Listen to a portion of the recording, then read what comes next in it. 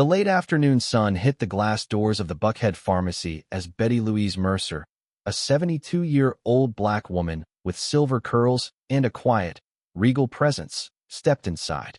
Her walk was slow but steady, the kind that came from years of discipline, dignity, and carrying herself like a woman who had given her life to something bigger than herself.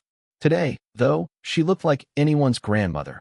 Tote bag, reading glasses, floral blouse slightly wrinkled.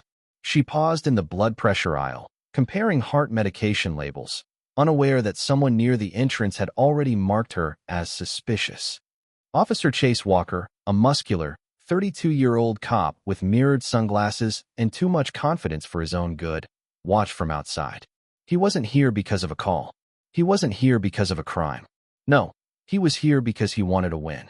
He pushed open the pharmacy door with a swagger, one hand on his radio, the other on his cuffs. Customers glanced up. Tension drifted across the room like smoke. Betty didn't notice him until his shadow stretched across the floor and swallowed her feet. "Ma'am," he barked, "step away from the shelf. I need to speak with you." She blinked up at him, startled. "Is something wrong, officer?" "Got a report of suspicious activity. You're looking at those prescription bottles real carefully." His voice sharpened. "Why?" Betty frowned softly. "Because I can't read the small print without my glasses." "Uh-huh." He stepped closer. Bag on the counter. Hands visible. A few customers watched. A mother pulled her child closer. The shift in the air was immediate, like everyone silently agreed that this woman, this elderly black woman, was suddenly dangerous. Betty's chest tightened. "Officer, hands behind your back." Gasps echoed from the aisles. Betty felt humiliation burn hotter than fear. She had spent decades teaching young attorneys the meaning of restraint and justice, yet here she was, treated like a criminal because she existed in the wrong skin at the wrong moment. "Sir," she whispered, "I'm just picking up my husband's medication." "Yeah? Then you can explain that downtown." He snapped the cuffs around her wrists, too tight, intentionally tight. Pain shot through her bones.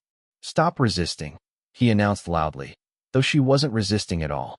The entire pharmacy seemed to shrink, trapping her in a spotlight of shame. Cameras recorded.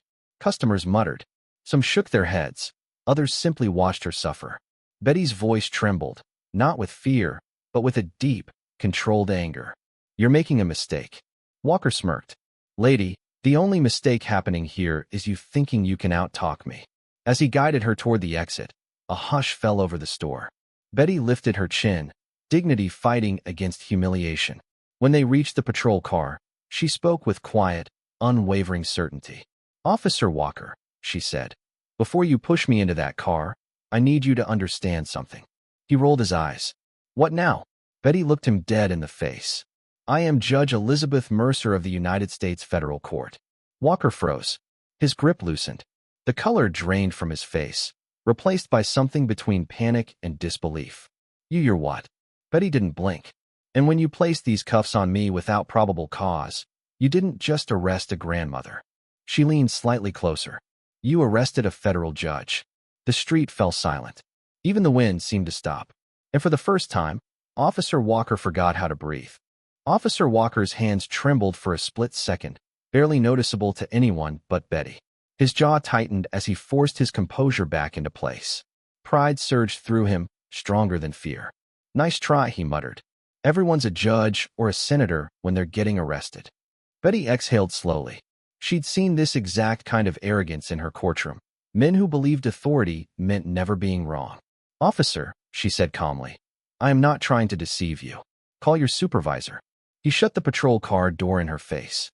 Inside the back seat, Betty's heart pounded, not from fear, but from the injustice of it. The cuffs dug deeper into her wrists. Her breathing grew slower, heavier. Years of courtroom battles had forged her patience, but this, being degraded publicly in a pharmacy, this pierced deeper than any legal insult. Outside, a small crowd began forming. People whispered, "You think she's really a judge? She doesn't look like one. She's too old." Bet she was trying to steal something. Betty pressed her eyes shut. She had dedicated her life to teaching people that justice belonged to everyone. Yet here she was, at the mercy of ignorance and assumptions. Walker spoke loudly, making sure the crowd heard. "She's refusing to identify herself properly." likely carrying false documents. A lie. A narrative he knew they'd believe because it fit neatly with the image he painted. A young woman stepped forward. "Officer, I saw her reading bottles." "That's all." "Ma'am," Walker snapped. "Step back unless you want to interfere with a police investigation." The woman recoiled, intimidated. Betty watched through the window, helpless. Every mistreatment, every humiliation, every assumption. It all stacked like bricks pressing against her chest. Then the supervisor arrived. Sergeant Hutchins stepped out of a second patrol car. Older, stern, with a clipped voice and a reputation for backing his officers, no matter what. He approached Walker. "What's going on?" Walker straightened. "Caught this woman acting suspicious in the pharmacy. Looks like prescription fraud. She's giving false titles to avoid arrest." Hutchins turned to Betty through the window. "You claim you're a judge?" Betty nodded once. "Federal judge. ID in my bag." He refused to check. Hutchins exhaled sharply, the way a man does when he thinks he's dealing with nonsense. "Ma'am, step out of the vehicle." Walker opened the door, still trying to mask his growing unease. Betty stood, her back straight despite the pain in her wrists. "Before you say another word, Sergeant, all I ask is that you check my credentials." Walker interrupted. "We don't need." Hutchins held up a hand. "Quiet." He opened her bag, removed her leather ID case, and flipped it open. His eyes scanned the card, then scanned it again. His brows knitted tight. "Walker," he said slowly, "we need to talk." But Walker didn't hear, or didn't want to hear. His ears buzzed with a dangerous mixture of ego and dread. He grabbed the ID from Hutchins. The seal, the badge number, the federal verification strip. All real. His breath caught. Betty lifted her chin. "I gave you every opportunity to do the right thing." For a moment, the world hung suspended. Cars passed. Birds chirped. But everything felt muted compared to the wait in that parking lot. Walker swallowed hard. This can't be right. She was acting. Carefully examining medication labels, Betty corrected. "Because my eyesight is not what it used to be." Hutchins glared at Walker. "Remove the cuffs." Walker hesitated. "Now," Hutchins barked. His hands shook as he unlocked them. Betty flexed her wrists, red and swollen. "Judge Mercer," Hutchins said, shifting into damage control mode. "I apologize for the misunderstanding." Betty stared at them both with a calm that came from decades of authority. "Sergeant, misunderstandings don't usually come with humiliation, public shaming, and unlawful detention." Walker opened his mouth, desperate to salvage something. "Ma'am, if you just complied." Betty's eyes sharpened like steel. "I did comply. What I didn't do was bow." Silence fell. The crowd watched in stunned fascination. Then Betty spoke the words Walker would never forget. "You've made a serious mistake. And mistakes have consequences." Walker stepped back, suddenly aware that for the first time since he swaggered into that pharmacy, he was no longer in control. Betty walked away, not fast, but powerful, each step echoing louder than his badge ever could. Betty sat in the passenger seat of her niece's car, hands trembling slightly as the engine hummed to life. The cuffs were gone, but the sting, physical and emotional, lingered. Her wrists throbbed with every heartbeat. "Aunt Betty, do you want to go straight home?" her niece asked gently. "No," Betty whispered. "Take me to Harold." Her husband, her anchor, the man who always reminded her who she was when the world tried to tell her otherwise. As they drove toward the hospital, Betty watched the city blur past. People walking dogs, sipping iced coffees, laughing on patios. Normal life. Meanwhile, hers was shifting beneath her feet like unstable ground. Her phone buzzed. First message. "Judge Mercer, is it true you were detained? Call me immediately. Chief Magistrate Ellison." Second message. "We need a statement before this spreads." Chambers clerk. Betty closed her eyes.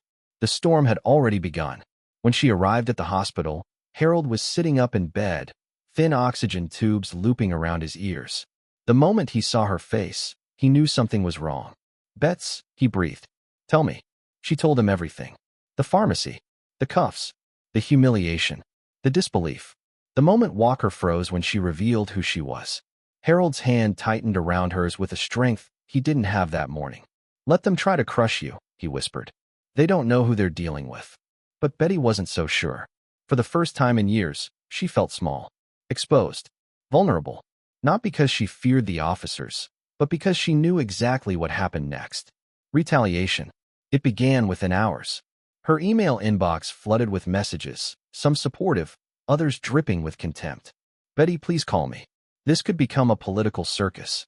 Judge Mercer abused her position to intimidate police. Breaking story at 6 p.m. Entitled Judge Tries to Pull Rank After Lawful Arrest.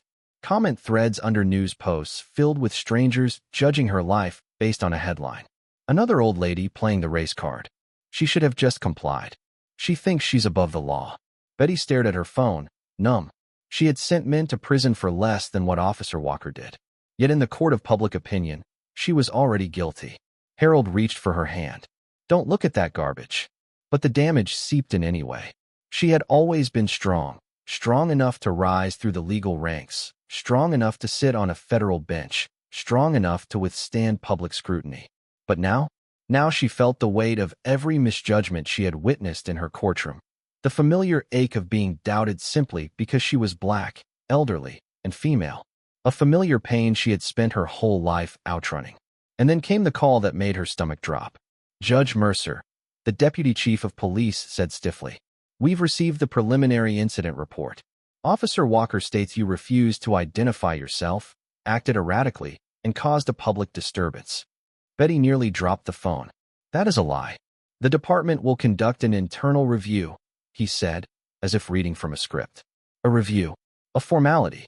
A process built to protect officers, not victims. Betty felt the walls closing in.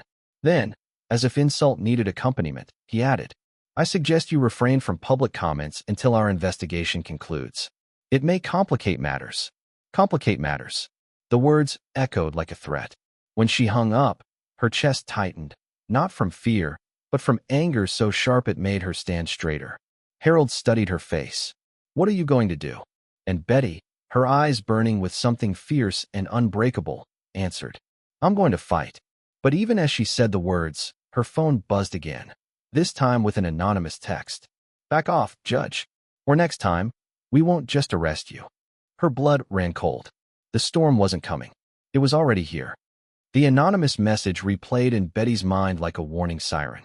"Back off, Judge. Or next time, we won't just arrest you." Threats weren't new to her. She had sentenced violent traffickers, corrupt officials, men who swore they'd come after her one day. But this was different. This wasn't a criminal seeking revenge. This was law enforcement, tightening a fist around her throat. By the next morning, the pressure campaign was in full force. Local news anchors wore grave expressions as they repeated the department's narrative. An elderly woman detained after suspicious behavior later claimed to be a federal judge. Her account is now under review. Officers followed proper protocol. Not a single outlet mentioned her name or title correctly. Not one referred to her decades of service. Instead, they used words like alleged, claims, and unverified. The Atlanta Police Union released a statement by noon. "Our officers acted responsibly. The individual in question refused instructions and created a disturbance. We stand firmly behind Officer Walker." Betty read it twice. A disturbance? She was reading a pill bottle. Her phone rang. Chief Magistrate Ellison this time. "Betty," he sighed. "The story's spreading fast. Some people think you exaggerated your credentials." "I what?" she snapped. "You know how this works. Perception becomes truth. Maybe let this go. File a complaint quietly. Don't escalate." The words stung worse than Walker's cuffs. Let this go? She had heard that her whole life. When she was 19 and stopped for walking through a wealthy neighborhood. When she was 32 and mistaken for a court secretary. When she was 50 and told her rulings were too assertive. Always the same request. Don't make noise. But this time, the noise had found her. That afternoon at the hospital, Harold's vitals spiked. His doctor warned that the stress of the harassment was affecting his recovery. Betty sat beside him, guilt gnawing her. "This is my fault," she whispered. Harold squeezed her fingers with surprising force. "No, their cruelty is their fault. Your fight is your gift." But the intimidation escalated. At 6 p.m., someone slashed her car tires in the hospital parking deck. The security camera was mysteriously offline during the incident. At 8 p.m., a masked voice called Harold's hospital room. "You think being a judge makes you untouchable? Keep pushing, and we'll show you otherwise." The nurse froze. Harold's heart monitor screamed. Betty grabbed the phone, voice trembling with fury. "Who is this?" Identify yourself. But the line went dead. By nightfall, fear crept into every corner of her resolve. Betty sat alone in the dark hospital hallway, staring out at the Atlanta skyline she had once believed in. The city lights flickered like distant stars, bright, beautiful, but unreachable. She asked herself the question she had never asked before. Was justice worth everything she was putting at risk? Her career? Her reputation? Her husband's fragile heart? A quiet voice inside whispered the truth she didn't want to hear. Maybe fighting this was too dangerous. Maybe she had finally found a battle she couldn't win. Just then, her niece approached quietly. "Aunt Betty, I think you should see this." She handed over her phone. A video was going viral. Someone in the pharmacy had filmed the arrest and uploaded it anonymously.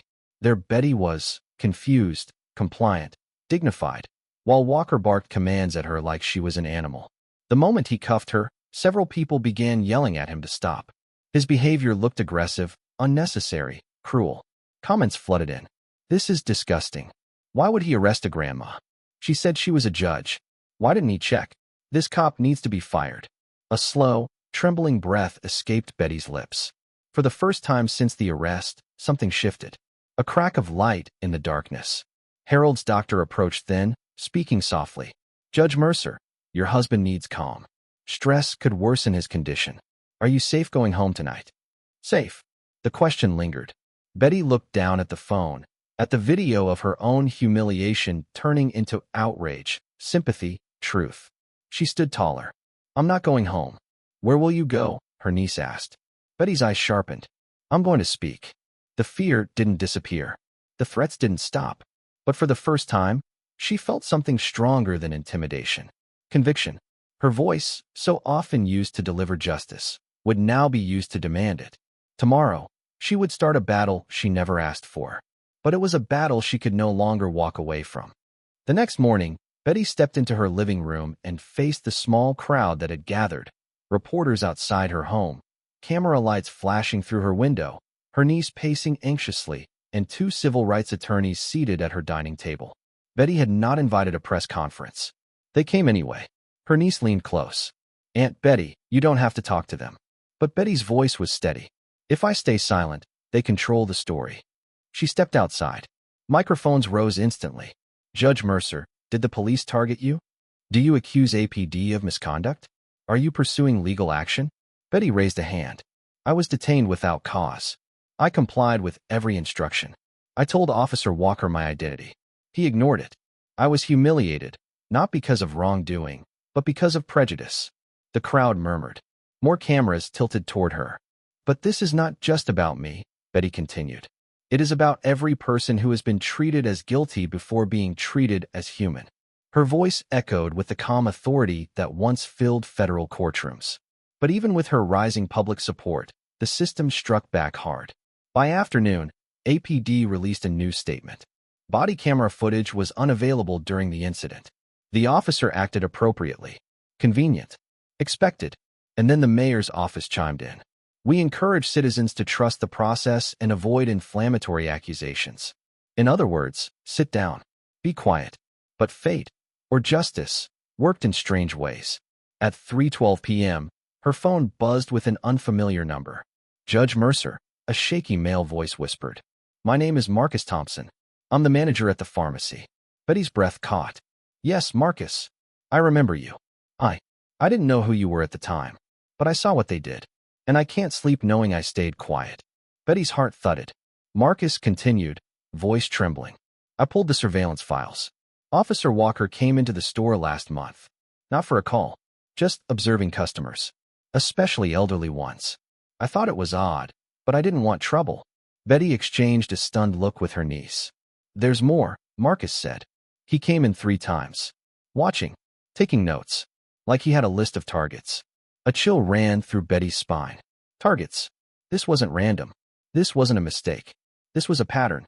"Marcus," she said, "will you share the footage with my attorney?" A long pause.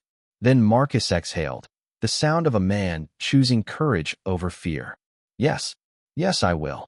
2 hours later, Marcus arrived with a thumb drive and eyes full of regret. Attorney Sarah Brooks loaded the file. The room fell silent as grainy footage appeared on the laptop. There was Officer Walker, casually strolling through the pharmacy weeks before the arrest. He didn't buy anything. He didn't ask questions. He just watched. He lingered near elderly customers. He scribbled notes on a little pad. He studied them like prey. And then, there he was again. And again. 3 visits. 3 scouting missions. Betty felt her stomach twist. He wasn't protecting the community. He was hunting vulnerable people. As if that weren't enough, the next file opened. Audio extracted from internal pharmacy cameras. Walker's voice. Clear. Distinct. Easy stat. Elderly black lady. Alone. Perfect. Betty's hand flew to her mouth. Her niece whispered, "My God." Harold's doctor had warned about stress, but Betty felt something else flood her chest now. Not panic, not fear. Rage. Quiet, cold, righteous rage. Sarah Brooks stood abruptly. "Judge Mercer, these recordings are damning. This isn't misconduct. This is a coordinated scheme. He chose you because you were elderly and black." Betty inhaled, her voice trembling but fierce. "He thought I was powerless." Her attorney nodded. "And that mistake may cost him everything." Within an hour, the footage was sent to federal investigators. Another hour later, CNN and local outlets began breaking the story. New evidence suggests Atlanta officer targeted elderly black residents.